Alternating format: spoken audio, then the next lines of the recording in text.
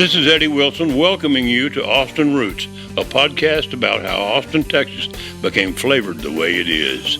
And this is Dr. Jason Mellard, a cultural historian, doing my best to connect the old and the new in this city we call home. Or the center of the musical universe. Gilbert Shelton is one of the originators of underground comics and has been active in the field from the 60s, if not before, until the present day. During his time in Austin, his work appeared in The Ranger and the Rag, and he was the creative director of the Vulcan Gas Company.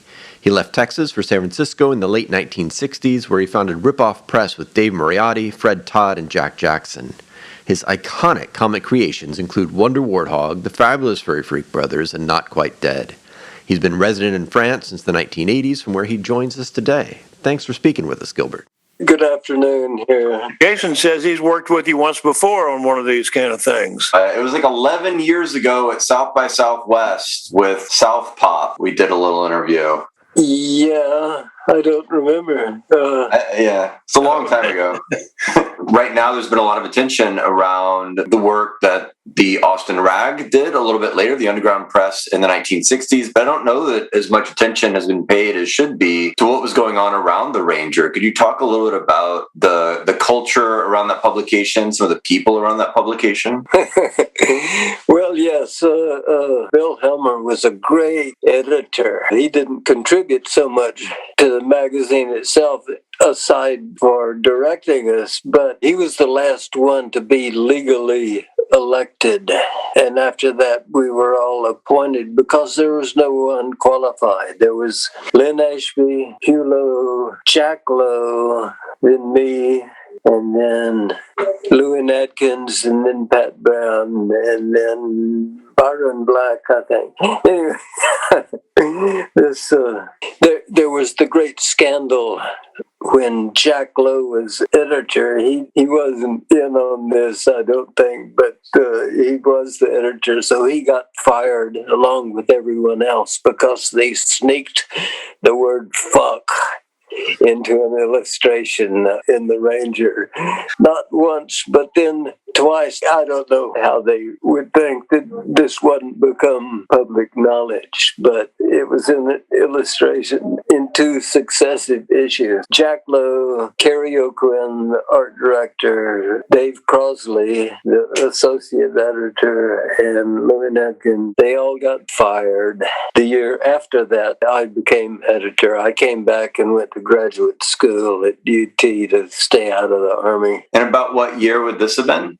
Year as editor was the 62-63 school year. So I was the only one to last an entire year since Elmer. There was so much turnover. Gilbert, did Joe Brown work on some of those stories? Yes. Joe Brown was the single funniest person that I've ever known.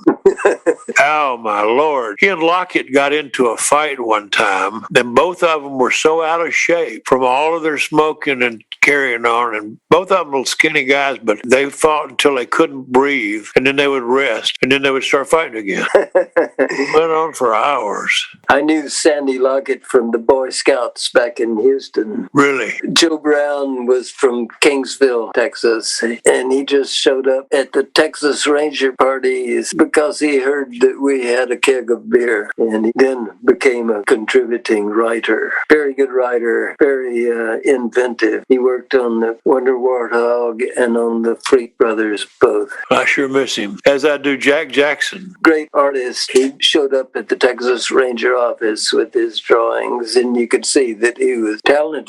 At the time, he was very much into copying the drawing style of the mad artist Jack Davis, and he gradually moved away from that, developed his own unique drawing style. Jackson was a sort of clumsy artist. He had a muscular condition known as Tay-Sachs disease that caused muscular degeneration in his hands and feet. He had to hold a pen in between his second and and third fingers because he couldn't grasp with his thumb. So his line was rough, but he had a good eye. Later on, California gave him an operation on his hand that transplanted the muscle from his fourth finger over to the muscle between the thumb and the forefinger. And he said it was weird. At first, to move his thumb, he had to think about moving his fourth finger. But in a few hours, it became normal. And he also became a very well-respected Texas historian in his own right. He did a lot of cartography work and comic historical fiction that was great. And was threatened because of his non-patriotic story of the Alamo.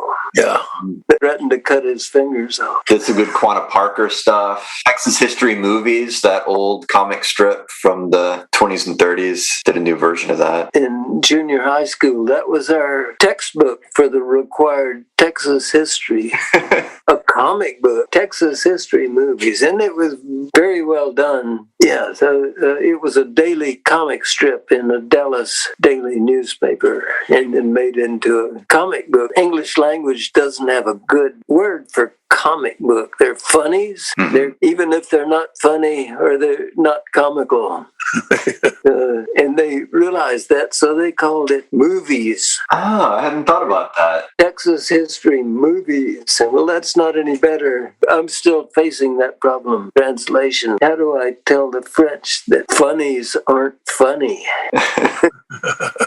Yeah, I mean, I think that's what they tried to do with the graphic novel term, but that doesn't always work for what you're doing either. It's not a novel. It's more like a short story. Comic book novel would have to be 10,000 pages long because comic strips take more space than this graphic novel. I knew I had it close. I've got that reproduction. That's a new one. Yes, isn't that beautiful? That was still our textbook in the 50s in the 8th grade. It's funny, I was going to start out by asking you what in your Texas background, your childhood, influenced you as an artist, and it didn't even occur to me to think of Texas History Movies, but I can see that. Yeah, I didn't become aware of that until the 8th grade. It was a pretty rebellious place for a time when we assumed that campuses were pretty quiet, right? Like the Rangers seemed to be a real voice or a magnet for that stuff. Certainly, yes. We were, traditionally troublemakers. There was a long-standing debate. Journalism department supervisors of the magazine, one of the professors complained that the Ranger was supposed to be a magazine about student life. And I said, no, that's the Daily Texan, the newspaper. That's about student life. The Ranger is supposed to be a showcase for humor talent. There was a bunch of college humor magazines at the time that had a contest to be funny. There was the Harvard Lampoon and the Yale Record and the Stanford Chaparral and the Occidental College Fang. That was Terry Gilliam's magazine, and we were all humor magazines. And now that tradition is completely dead. And Bill Helmer, in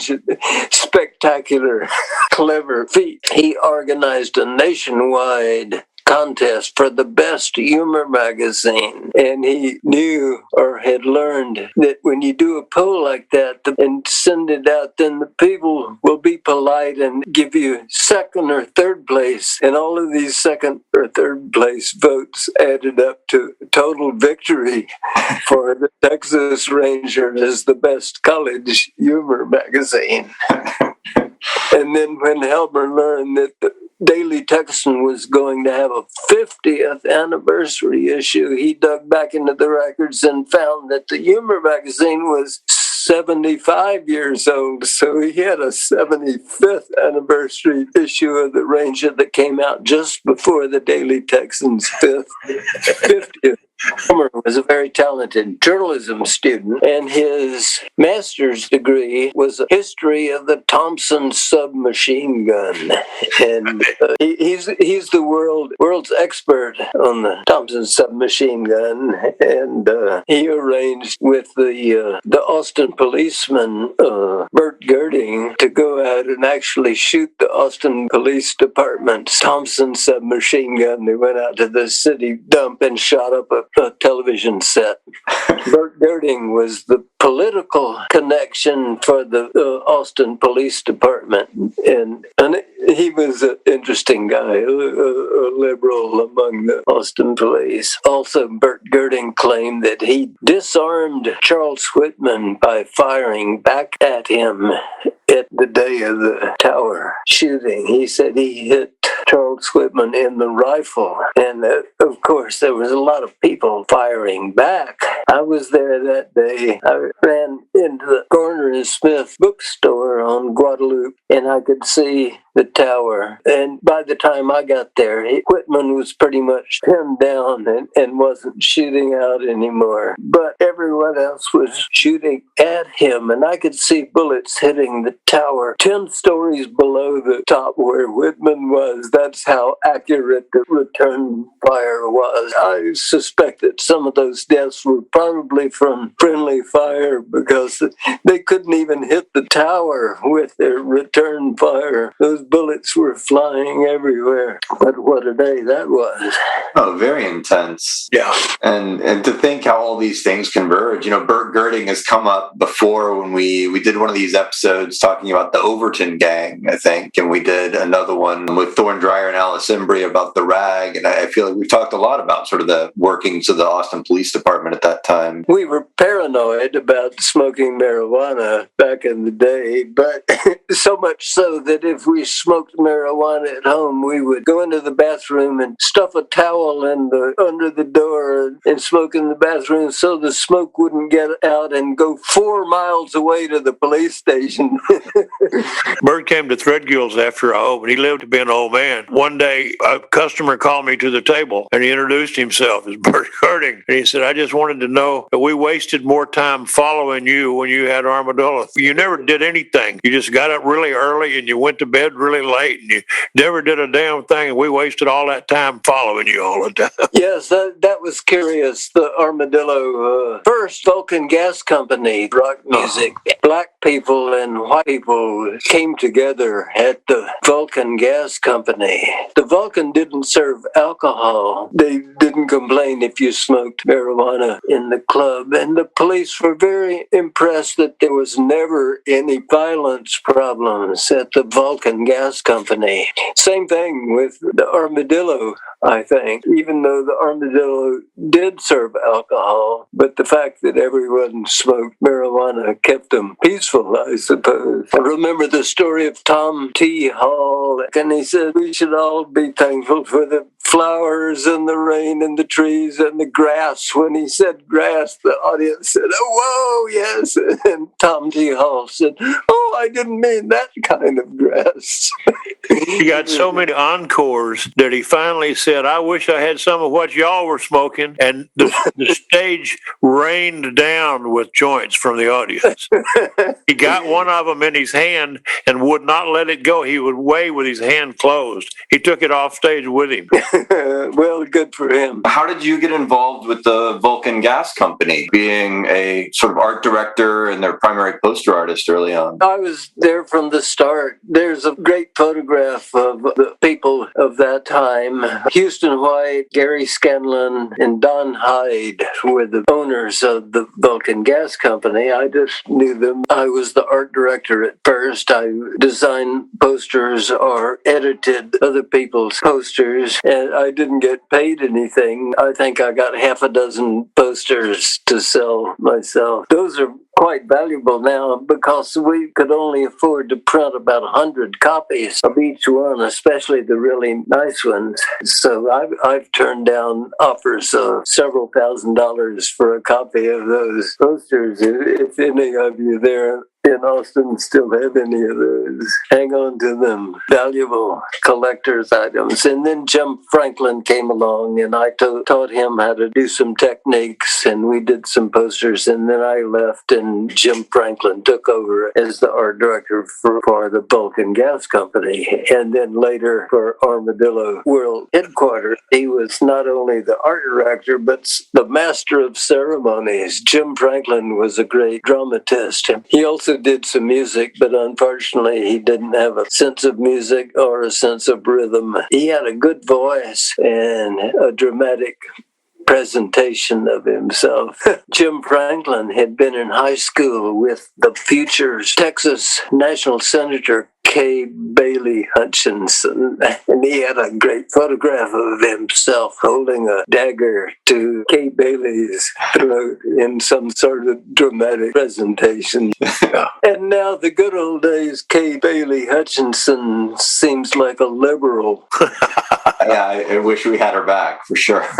One of the early people in the Vulcan Gas Company was Angela Straley. She's still around, a good singer, and she was a promoter as well. She was part owner of Antoine's.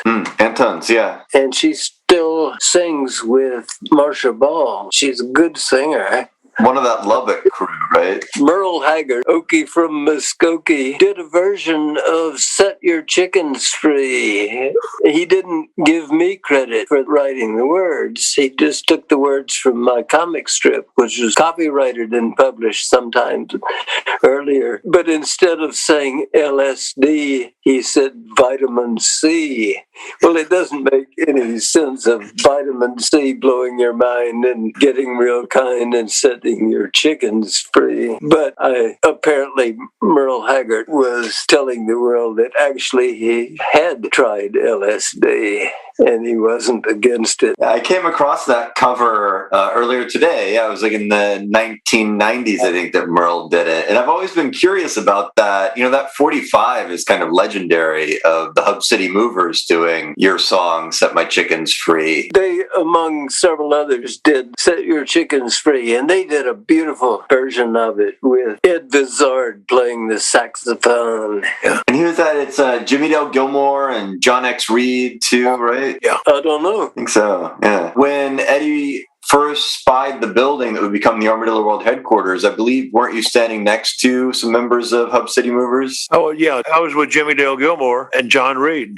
I had left Austin by that time and moved to Los Angeles and San Francisco, where another adventures unfolded. I've had to recreate the retellable story of the beginning of the Armadillo. I always settled back on that cover of the Ranger, and all spurred by the letter in the previous issue from an irate father that tells the Ranger, if you don't quit doing this Armadillo stuff, my daughter's going to have to leave that school and I'm not going to give any more money to yada, yada, yada. They actually thought that it was a real irate father. And then the very next issue comes out with that Armadillo on Helmer's plate and a knife and a hammer in his hands. They hit the ceiling. No, I didn't know that story.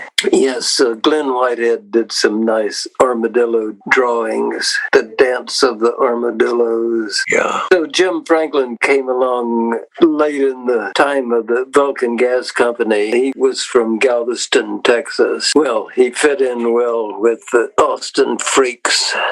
Jim Franklin had a funny story. He said until he was 18 years old, he was very nearsighted but didn't realize it. And so when he got his first pair of glasses at age 18 and saw how things actually looked, he was surprised. But that's how come he draws in a sort of sketchy, impressionistic style, because that's the way he saw things.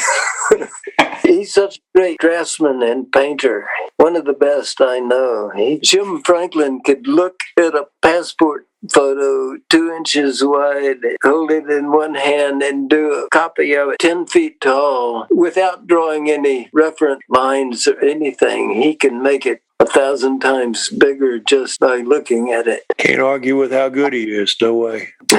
Yeah. or how hard he is to please when you give all your efforts to his service.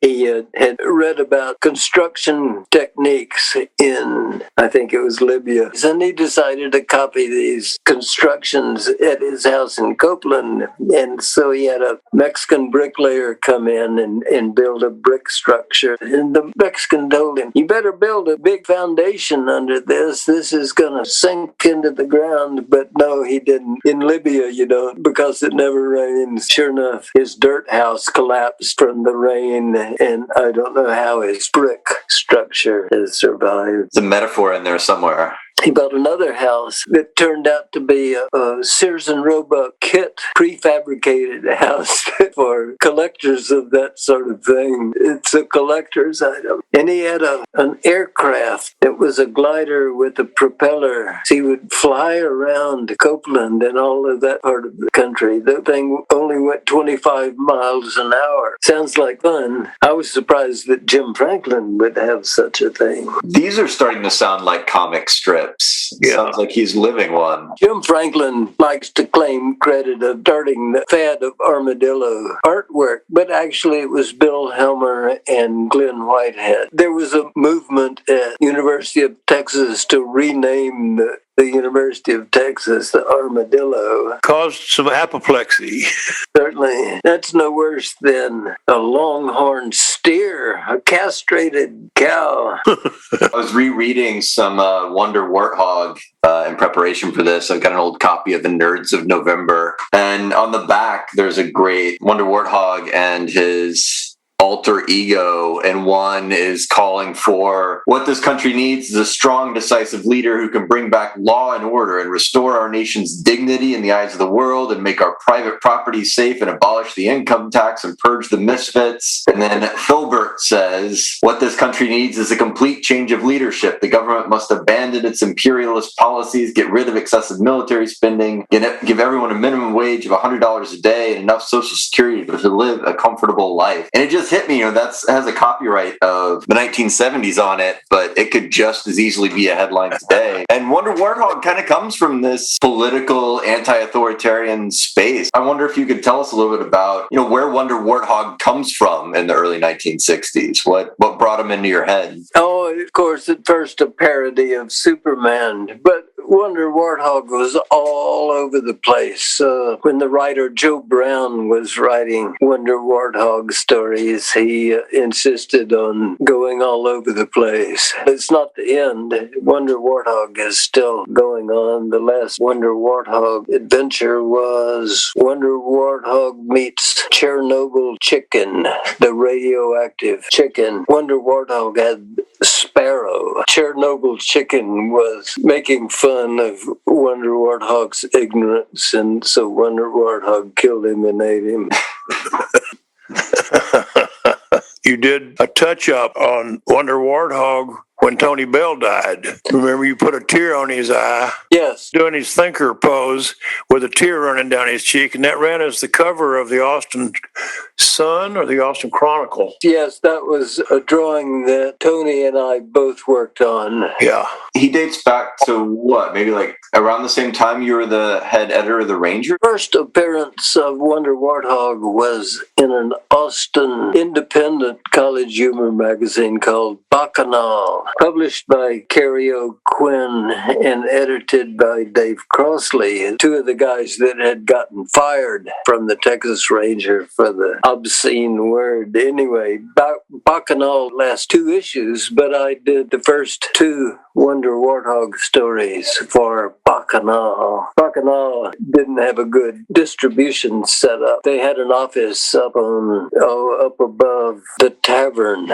bar and Bucky Buck Pizza, and the only place you could find Bacchanal magazine for sale was in Bucky Buck's Pizza. We would trade for pizzas. After Crossley and Carrie O'Quinn got fired, then the next editor was a guy named Ray Hansen. Ray Hansen was a bright guy, but he managed to go on scholastic probation too. And then it was David Lopez for 1 issue, and then me in 62, 63. I was the first guy to last a whole year. Hugh Lowe is still in Austin. He became a lawyer and still lives in Austin. I don't think anyone else still lives in Austin from the old days. He is a wonderful guy. Yeah.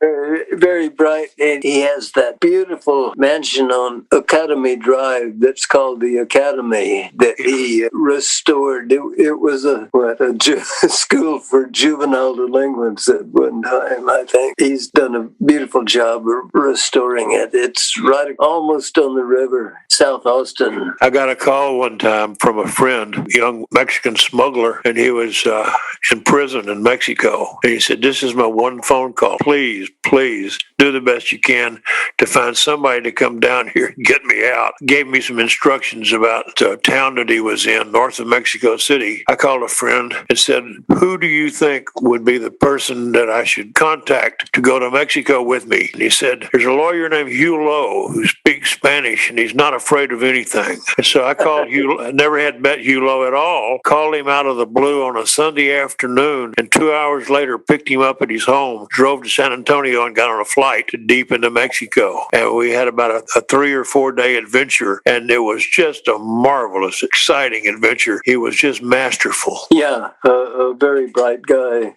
When we were younger, we used to get drunk and do all kinds of crazy things. But Hugh quit drinking and became a lawyer and married his beautiful girlfriend, Claudette. What a beauty. Yes. I was very disappointed that Claudette wouldn't be the girl of the month, be photographed for the Ranger magazine. I don't know why she was shy about that. But yes, it's sort of degrading to be the girl of the month for the Texas Ranger magazine. So you grew up in Houston, is that right? Yes. And did you return there afterwards? No, my old neighborhood is completely gone. All the houses were torn down and replaced with larger houses. I was in high school with Tommy Sands, not only a good singer, but a movie star. After he broke up with Frank Sinatra's daughter, he never got another gig anywhere. He was 6 years older than me, but I caught up with Tommy Sands because he had a daily television show, and that occupied most of his life. Another famous musician artist that I was in high school with and actually was good friends with was a guy named Max Newhouse. Max was hoping to be a jazz drummer at the time, and we recorded some songs together on my home tape recorder. He recorded an album on Atlantic Records of avant-garde percussion where he just made a bunch of noise. Back in the day, I knew a lot of Texas writers. There was Billy Lee Brammer, there was Bud Shrake, there was Gary Cartwright, still waiting for Texas to be recognized as a writer's state. There's a new biography of Billy Lee Brammer that's pretty good that starts to make that case, I think. Yeah, Billy Lee was an interesting guy. He wrote one good book and then sort of lost it. He would get, he had a veterinarian friend that would give him quarts of horse amphetamine. Yeah. Big bottles of a green liquid. I never myself was a big amphetamine fan. I had a Renault 4CV that got 35 miles to the gallon, which was very good at the time. And gasoline was 35 cents a gallon, so a penny a mile. And it was 225 miles from Austin to Nuevo Laredo. If there was 4 of us in the car, that was about 55 cents a piece to go to Nuevo Laredo. And in Nuevo Laredo, if you could walk into the drugstore, and if you knew how to say amphetaminas, you could buy Benzedrine, Dexedrine, Dexamyl by the jar. They didn't ask for a prescription. And of course, students like to have amphetamines to stay up all night and study for exams. Do you think that influenced like the intensity of that detail? Was there any relationship to staying up for long periods of time and doing the work of comics and poster art at the time? There were some artists that were influenced by LSD. But overall, no, I don't think the underground comics and artists were heavily into drugs. Robert Crumb famously took LSD and sort of remember the imagery that it brought forth. I was impressed by LSD and peyote, but I don't think it had especially an influence on my artwork. Peyote, I think, did cause me to appreciate colors better. But before peyote, I thought red meant up and green meant go. But then I discovered, there's more than one kind of red and more than one kind of green. And they're all pretty in their own way. Peyote was funny. That was a big fad among students before it was illegal. You could get it at nurseries, right, in town? Yeah. Hudson's Cactus Farm out by Lake Travis. He said, well, you ought to try this. This will make you feel funny, too. I don't think Mr. Hudson actually ever took peyote, but he knew that some of his customers did. Earlier, I read the daily comic strips in the Houston Post and the Houston Press. Dick Tracy, Smilin' Jack, Little Orphan Annie, Nancy, Henry, and so on. Dick Tracy was my favorite.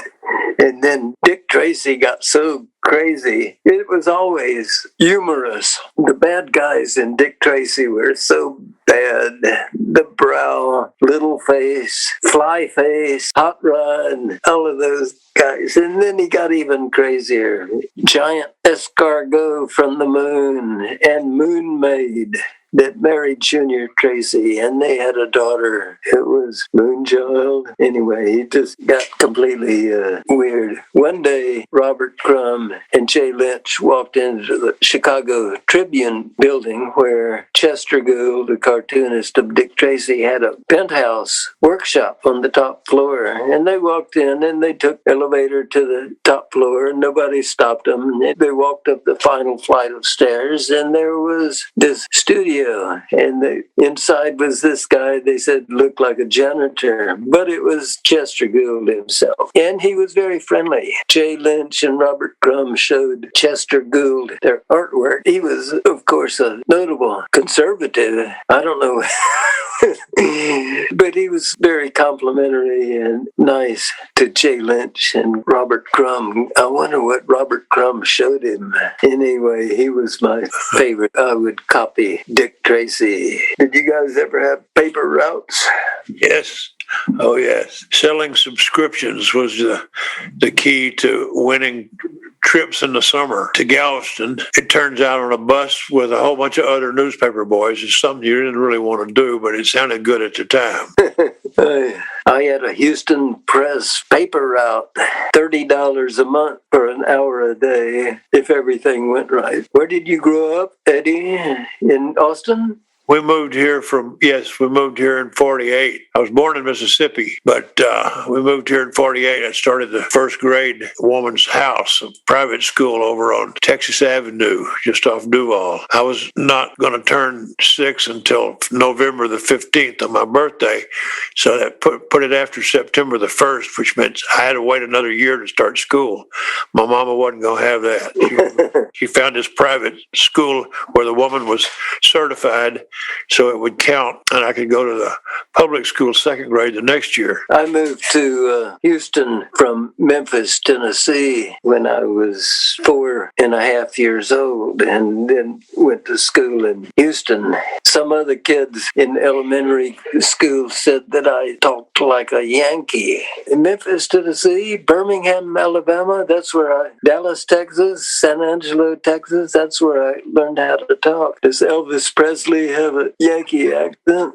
He's from Memphis. Studying up for this, I realized you also did a little bit of time at Texas A&M. That was a part of your biography that I hadn't encountered before. One semester, yes, I was a pre-med major at the time, and Texas A&M is as good a pre-med school as anything. I studied biology and comparative anatomy and French. And there was a bunch of Algerian guys that were studying petroleum engineering at Texas A&M, and they could speak French. They spoke French to one another. Yeah. But I made the best grade in class because I guess I could write it better than these guys that could actually speak it. French was easy for me because I had already studied Spanish for 4 or 5 years, and I understood the grammar. And and later on, I enrolled in a class on French poetry. And in graduate school, a passing grade has to be a B. So the French teacher gave me a B minus because I was so bad. I'm still bad. I can read French and Spanish, but I don't hear it very well. What took you to Europe? Was that back in the 80s? Let me think. I lived in Barcelona for a couple of years in 80 and 81, and then I came back to do a publicity tour in France and ended up moving to France in 85. So I've been here since 85. We didn't intend to stay, but Paris is a good place. My wife, Laura, is a literary agent, and she speaks French well, and there's a big need for communication between English speakers and French speakers. What do you enjoy about living there? Oh, every country has its good points. The comic book business is much more prestigious in France. When my old high school friends ask me, what am I doing nowadays? I'll say, I'm in the publishing business. I won't say I draw comic strips, because as one person said, aren't you a little bit old to be doing that sort of thing? But here I can proudly say, je suis un dessinateur de bande dessinée. I am a cartoonist.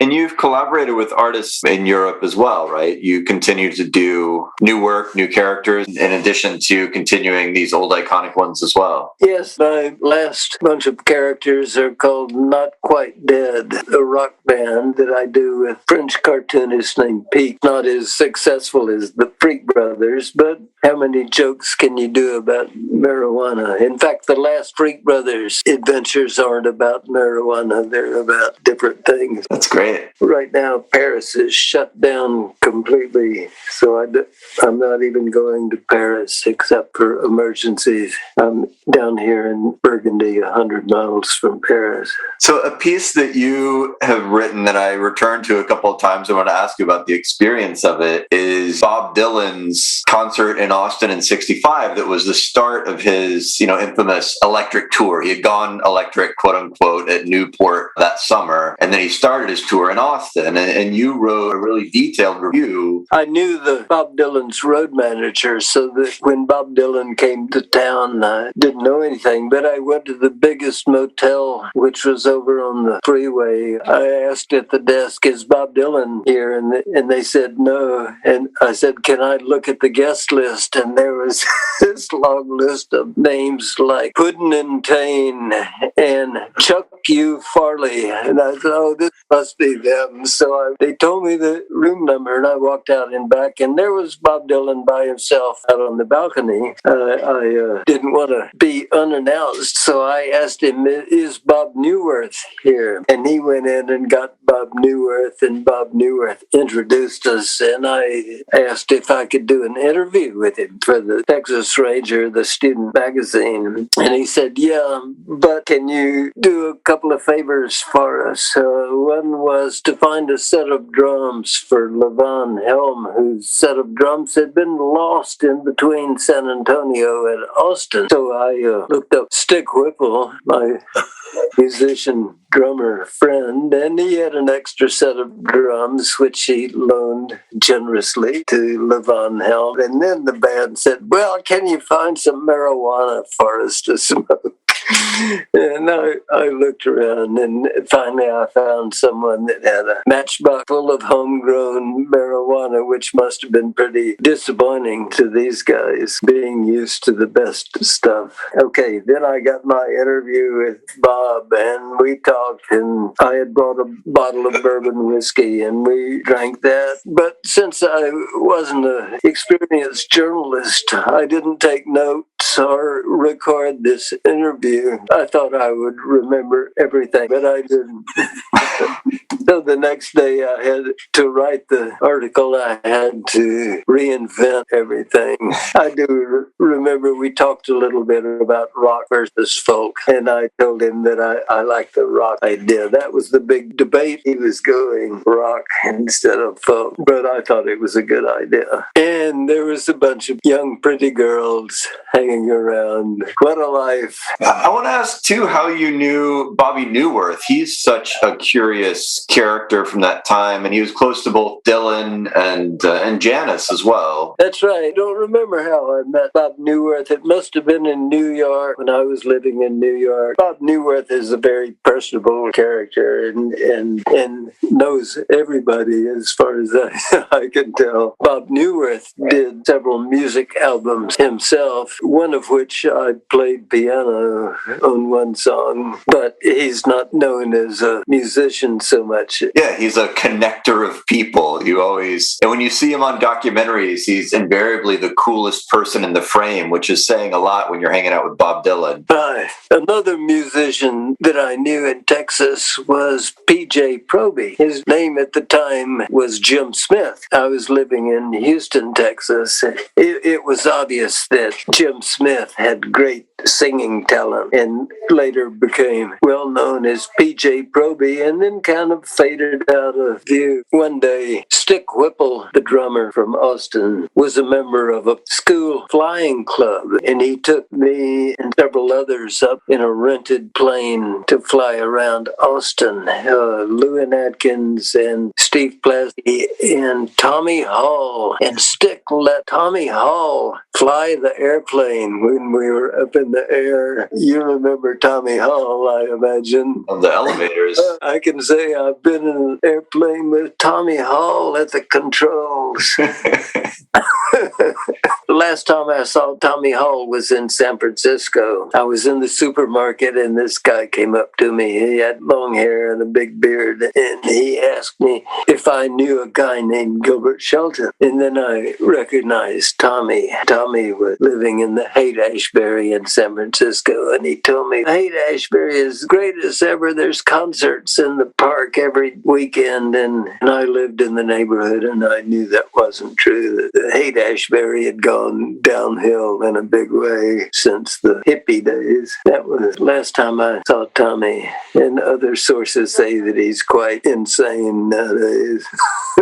So when you decide to move from Austin to San Francisco, you're following a pretty well-worn trail, and I always like asking people, what spurred their decision to go from Austin to San Francisco, because a lot of people have been going back and forth. I was going for a couple of weeks and just stayed. I also lived in Los Angeles, where my cartoonist colleague Tony Bell lived. Tony was part owner of a bar in Ocean Beach, California, next to Santa Monica and Venice. This bar, the Orr House, Budweiser beer's single biggest customer anywhere. It was a very popular bar. I did some work for the Orr House, and then in San Francisco, I knew Chet Helms and Jack Jackson and some others, and then I and some others bought a printing press. It was our idea to print rock posters. That was a big thing at the time, like Moscoso and Rick Griffin and Mouse and Kelly, and which by that time was being run by Bob Simmons and Gary Scanlon. Nobody knew how to run our new printing press, and our posters were really crappy. But then we discovered that printing on the comic books didn't have to be good printings. We shifted over to comic books at Ripoff Press. Dave Moriarty is still in Austin teaching printing. One day, Moriarty at Ripoff Press had gone to work and was running the small printing press, and he had long hair. This is not a good idea for a printer, and the printing press caught him by the hair and pulled him in. But it wasn't powerful enough to crush him, and after 30 minutes, the postman came in with the mail. After a few minutes, Moriarty was able to instruct him how to find the off switch, and he was able to pull his hair. Where that name comes from, Moriarty's grandparents were Croatian Catholics from Croatia, and their name was Miriashish. But when they immigrated to the United States, the Irish immigration officer, the closest he could get to that was Moriarty. So they became Moriarty. The same way my wife's grandparents from Ireland were MacArthur, but with their accent when they immigrated to the United States, it sounded like MacArthur, and so it became MacArthur instead of MacArthur. And Ripoff Press becomes foundational for underground comic. You know, this has been building over the course of the 1960s, and of course had its origins in cartooning that came before and things like Mad Magazine. You know, Ripoff Press really catalyzes a lot of it. And part of it is you, the press, becomes the stewards of a creation that you brought with you from Austin, the fabulous Furry Freak brothers, who had first showed up in the rag, but then with Ripoff Press really takes off. There's just no amount of credit that Gilbert can get that will equal the value of the Freak brothers to the rag. You couldn't pick it up and read it. It was the ugliest thing you ever saw. It had no appeal whatsoever. The Freak brothers made it the first thing you had to get hands on Thursday. Read the Freak brothers and everything would be a little bit better. I was sympathetic to the views of the rag, but I thought as a newspaper it was sort of boring, and what they needed was a comic strip. So I started doing the Freak brothers for the Austin Rag, which still continues as a radio show. Mm-hmm. You kept expecting the Freak brothers to show up in Playboy, but somehow it never happened. Yes, it did happen once. It did? Yes, what was it? The winter of 59. And then I did another thing for Playboy, the board game called Feds and Heads.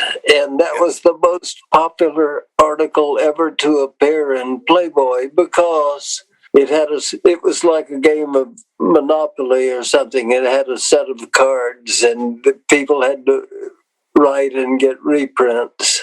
And they were very impressed how many letters they got about that article.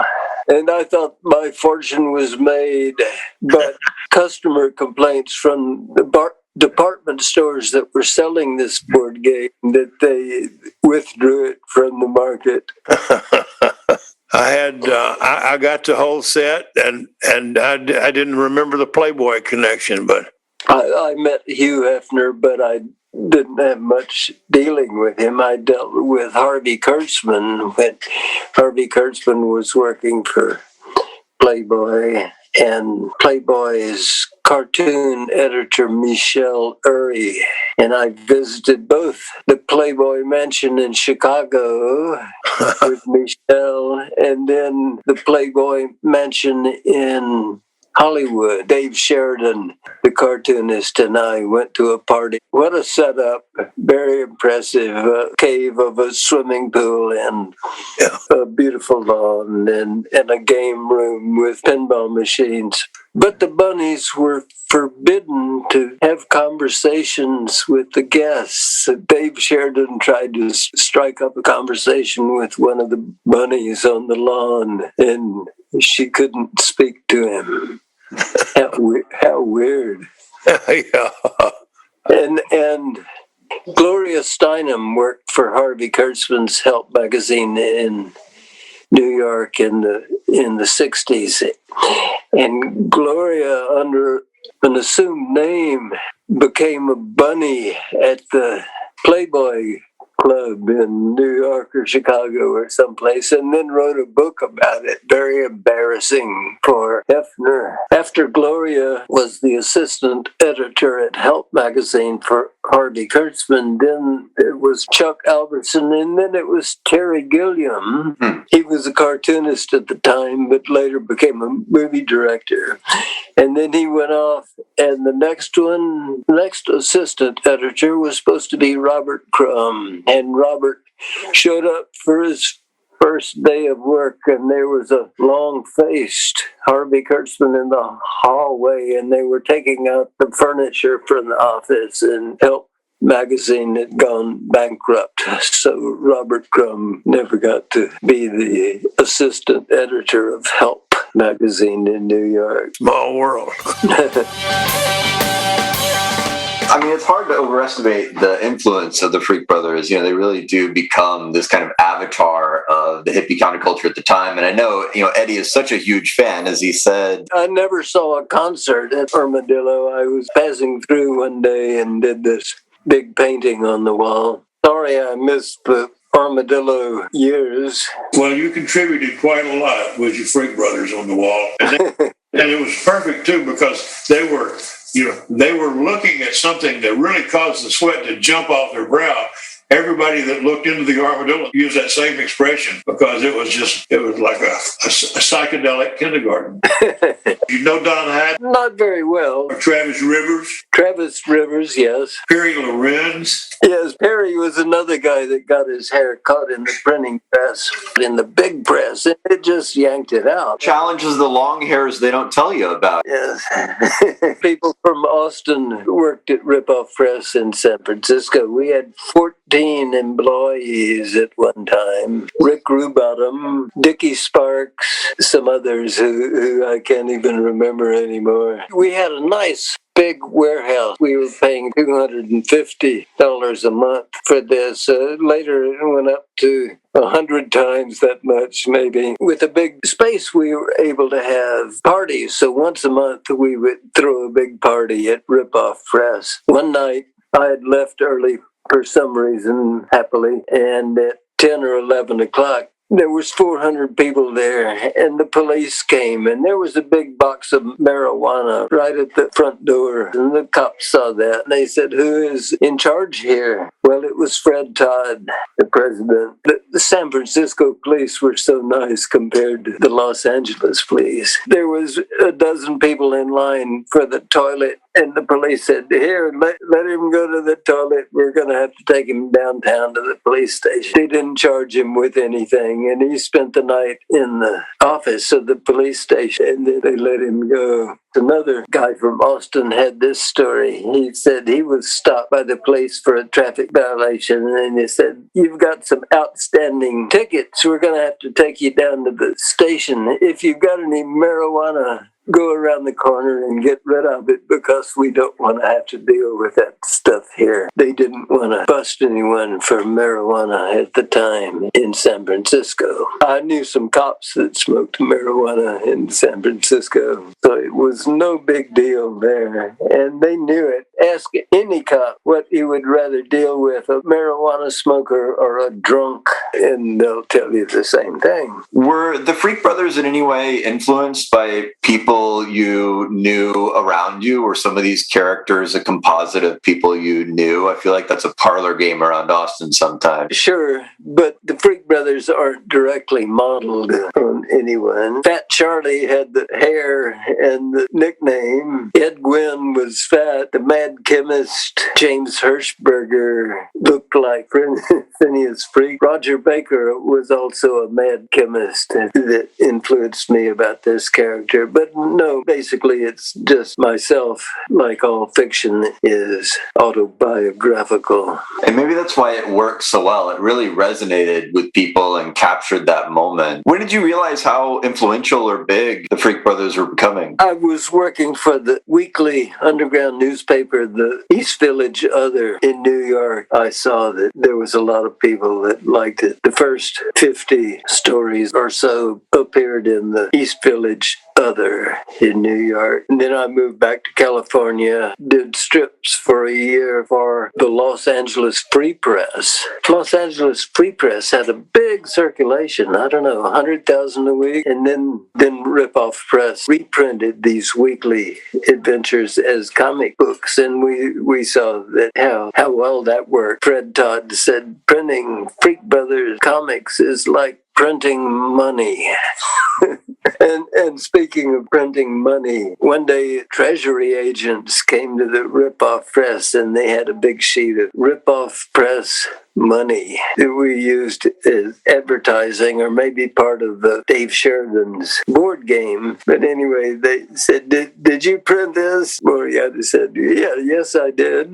And he said, someone over in Oakland has been printing counterfeit $100 bills. And Moriarty showed him the printing press. And then they said, well, we didn't really think it was you because your printing is much better than the counterfeit $100 bills over in Oakland. But we just wanted to see what Ripoff Press looked like. There have been attempts to take them into other media as well. I haven't seen everything. Something on television. Yeah, it looks like there were good names attached to it. What's his name? The Texas guy does a voice. Woody Harrelson. And apart from that, I don't know. I'm legally constrained from saying anything negative about it. Fair enough.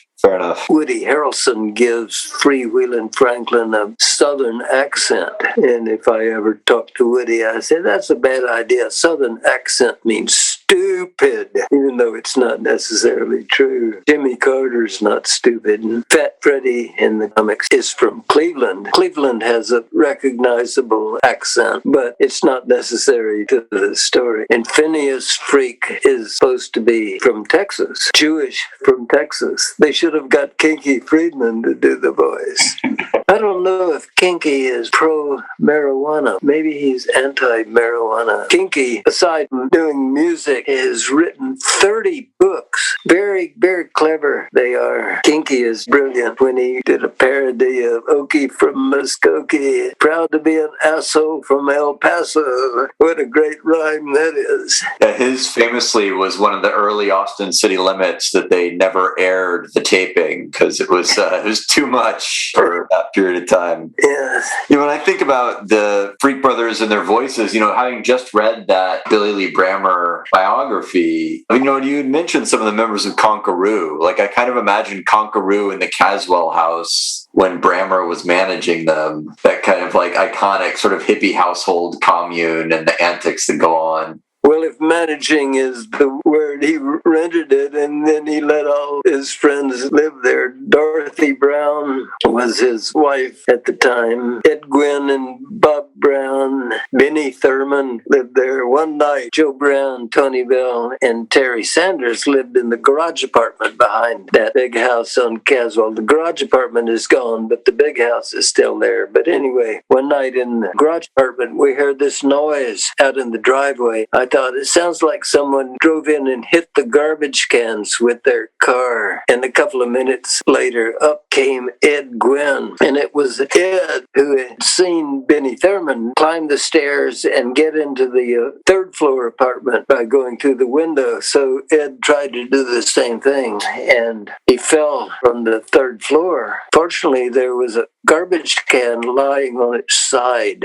down in the driveway, and he landed on this garbage can, and it absorbed the shock of his fall. He was bruised, but he wasn't seriously injured, and here he came to the door of the garage apartment, limping and complaining. An old couple lived on the ground floor of that apartment. They must have been deaf, or they never complained about Billy Lee Brammer's friends upstairs. No, it sounds like a circus. The last time I saw you, you gave Fat Freddy's cat to me. Oh, the statue. A girl in Spain had produced about 300 of them. More like 6. So maybe those are still available. I don't know. It's very well done. Esperanza something. Anyhow, I've got one of those myself. So it's rare. Yes, hold on to that if you can. He has 2 positions. Up like that, he's clawing on the side of the sofa, and turned upside down, he's clawing on the carpet. Yes, that's right. Anyway, thank you again. I've had a world of good fun with that. Good. I've done a number of Wonder Warthog portraits. My favorite of all time, because of the armadillo. Yes, the Freak Brothers riding the giant armadillo. Jim Franklin likes to claim credit of starting the fad of armadillo artwork, but actually it was Bill Helmer and Glenn Whitehead. There was a movement at University of Texas to rename the the University of Texas, the armadillo. Caused some apoplexy. Certainly. That's no worse than a longhorn steer, a castrated cow.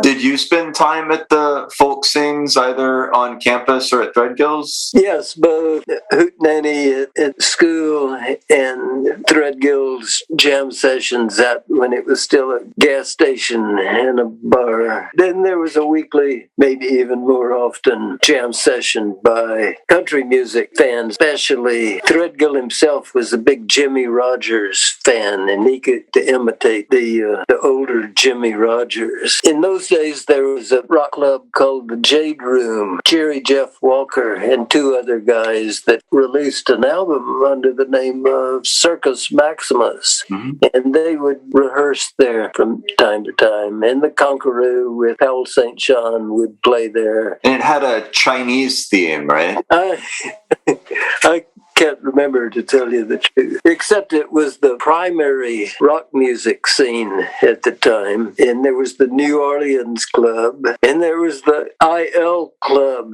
Well, I'm always really curious about that. I'm not just a few blocks from that corner where I'm talking to you from right now. You mentioned in passing knowing Janis as well. There was that part of the Texans in San Francisco. One day I was living on East 9th Street in a condemned apartment. Later became the Lyndon Johnson office building, and then it was torn down and in time became a high-rise apartment building now. But anyway, it was a nice big condemned apartment. One day there was this chubby girl, and she said, "Hi, I'm Janis. Dave Moriarty told me that I could stay here with you until I got an apartment of my own." And I said, "Sure." And so Janis lived with me and my friends for a while. Janis quickly became the star of the folk song people because she was so good. And one day I said to Janis, "I can play rhythm and blues piano. How about let's do some rhythm and blues songs?" And Janis says, "We folk artists don't do rock." Yes, Janis and I remained good friends. Last time I remember seeing her, she was already a big star. She had a Porsche Speedster car that was hand-painted in a psychedelic fashion, and we went to the Avalon Ballroom one night. She moved from San Francisco out to Larkspur. She would have big parties out there, poor neighbors. One morning at dawn, I came out of Janis's house in Larkspur, and one of the neighbors was standing out there in the street, sort of complaining about the noise and all the people at Janis's house. I felt sorry for the guy. Did she keep a lot of her old Texas friends around her or close to her? It was such a short period. Right. Yeah. You know. I say old friends, but we're talking about, a decade at most in some way. Yeah, she lived in New York for a while at Chelsea Hotel. I think I might have seen her in those days, but I don't know. Oh, she was so big. What a horrible story that was of her going to her 10th high school reunion in Port Arthur, Texas. Bob Newhart went with her, and I guess she was expecting her high school friends, if she had any friends in high school. She wasn't popular in high school, to be impressed by her big fame 10 years later, but they weren't. They were just stunned. I was just showing those videos in class, in my history class this week, both the Dick Cavett interview where she sort of sets up going to Port Arthur, and then the press conference that she has in her parents' house. And yeah, you can tell that she hoped to come back a returning hero to kind of shove it in their faces, and they still just weren't having it. Her mother said, "I wish she had never been born." Oh. But she showed him. And later on, Janis got married to some local guy. I don't know who he was or what became of that. I think she had a few near engagements with, so Michelle was the first one, I think. He was kind of a con man. And then Seth was the guy she was seeing at the end, Seth Morgan. Pretty much lost touch with Janis after she moved to Larkspur. I remember her telephone number. Not every day you meet someone who can say that. I remember my own telephone number from when I was 4. And the taco stand at the corner corner of Congress Avenue and First Street. It used to have cheap takeout Mexican food. Do you remember that place? An inspiration for me. I used to go getting ready to sneak off from Armadillo and leave it with whoever wanted to stay. I would go by the taco shack, tamale house, and pick up a bag, tamales or enchiladas, and go over to the Raw Deal, real rough neighborhood when I got it. And I would go over there with my bag of tamales, some enchiladas, whatever I could get from the tamale house, and lock myself in and brood, feeling sorry for myself, getting ready to leave Armadillo with my tail between my legs. But I would plot and scheme on what was next in my life. And the Raw Deal probably was the most satisfying I've ever done. There was 2 Raw Deals on the east side and another Raw Deal on the west side. Fletcher Boone had a sign in the Raw Deal restaurant that said, "Leave your guitar in the car." Yeah. Oh, I know. It was an inspiration. I just can't believe that all of those guys are gone now. Billy Lee would come to the Raw Deal so jacked up on speed that veins were standing out in his head. But he would order the biggest steak I had with hash browns and a really large plate of food, and would sit down, and he was following his doctor's orders. Dr. Whitaker said, "Billy Lee, no matter how much you abuse yourself, you'll live a long time if you just eat one really good meal a day. That's the only rule I've got." So Billy's motto then became, "You don't have to be hungry to do it to your mouth." He was trying to write more books, but it wasn't turning out well. Of course, Billy Lee had worked for Lyndon Johnson, not as a writer, but as a debate trainer, and he would play the role of devil's advocate to Lyndon Johnson. In other words, he would debate and take the other point of view so that Lyndon Johnson would know how to deal with it. And apparently he was very, very good at that. I think Billy Lee was also a baseball player at the University of Texas. Anyway, so when Billy Lee wrote his novel, The Gay Place, and the publisher thought Billy Lee Brammer wasn't dignified enough name for such a serious book, they made him William Brammer, but his actual birth certificate name was Billy Lee. Then he was persona non grata at the White House after that because everyone saw it as a portrait of Lyndon Johnson and not Governor Fenstermaker, the fictional hero of The Gay Place. Oh, Billy Lee. And another Austin guy, the editor of the Ranger, Lynn Ashby, was married to a woman named Dorothy Mazur, and Dorothy was related to someone high in the Lyndon Johnson administration, so Ashby had an in to the White House. Anyway, Ashby lost his in to the White House, but he went on to become editor of the Houston Post, and then the Houston Post got sold out from under his editorship and put out of business. Maybe they thought Ashby was too liberal. Ashby was not exactly a liberal, but maybe in Houston he seemed to be a liberal. So now there's only one newspaper, daily newspaper in Houston, the Chronicle. Fletcher was quite a character. He was an artist, yes, and then a restaurateur. The quotation that usually attributed to me was actually from Fletcher. I asked permission, but Fletcher said, "Dope will get you through times of no money. Better than money will get you through times of no dope." All right. That was from Fletcher. Yes. Oh. But I asked permission. And he probably said some other funny things. He was a witty guy. I was surprised recently. I didn't know that Chet Helms was born in California and then moved back as a child to, I guess his mother's family was Texan. Wasn't his father a college teacher? That sounds right. But I didn't meet him until my later days at the University of Texas. Too bad that the Threadgill's restaurants. Where am I going to eat now? Where else can I get turnip greens and mustard greens and okra? We're going to go over and meet with a good friend who has a restaurant here named Hoover. Hoover Alexander was trained in the kitchen at the Nighthawk way back in the day, and he does a real good job. And since I gave up my efforts, it's up to me to support him now. So yes, the Nighthawk was my favorite restaurant before Threadgills. Yeah. Cisco's is still around. Yeah, Cisco's is still a good breakfast place. I've never talked to Marcia. I'd like to meet Marcia and ask her to give me a piano lesson. She's so good. Yeah, I've had the joy of watching her all of these years just get better and better and better. She practices every day. She just plays her ass off. And she can sing good too. Angela Straley sings with her sometime. Angela was among the original Vulcan Gas Company people. I certainly do appreciate you giving us this time, Gilbert. But I'm expecting everybody to come here sooner or later. There's makings for a really good old-timers reunion. Shelf life is gonna run out if we don't do it one of these days here for long. It's getting close to closing time.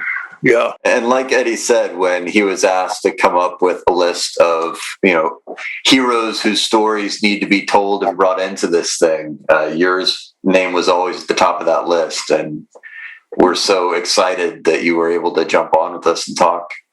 Sure do appreciate it. I sure do. Okay, well, I'm going to close up here. Yeah, what a pleasure. And hope to see you all later sometime. Down the road. Thank you. Thank you, sir. Okay, bye-bye. Bye-bye-bye.